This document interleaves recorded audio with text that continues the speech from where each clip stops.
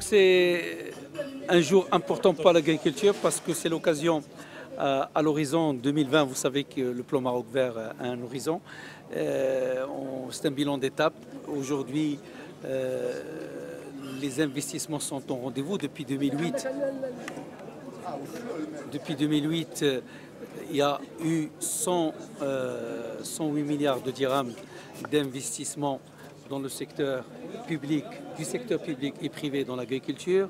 Le PIB agricole s'est amélioré et il a eu une croissance de l'ordre de 7% pendant les 10 années aujourd'hui du plan Maroc vert, qui a amené un PIB agricole de l'ordre de 125 milliards de dirhams.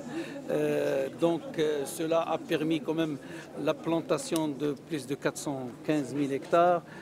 On va arriver, Inch'Allah, à la fin de l'année à réaliser 590 000 hectares en goutte à goutte, l'amélioration des intrants, l'amélioration également de l'utilisation de la mécanisation, ce qui nous a d'ailleurs sauvés cette année, puisque vous savez, les pluies ont été très tardives, ils ne sont pas arrivés avant le 15 décembre, mais même grâce à la mécanisation et au labeur des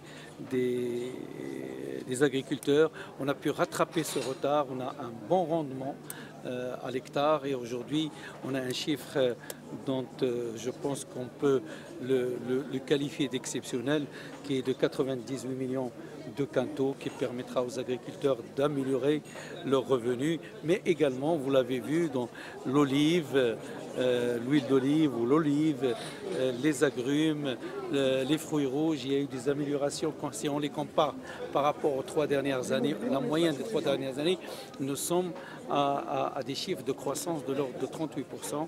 Tout ça montre la dynamique. Maintenant, l'avenir, c'est pour la valorisation, c'est pour l'industrialisation de cette agriculture et nous allons l'accompagner pour qu'elle soit au rendez-vous à l'horizon 2020.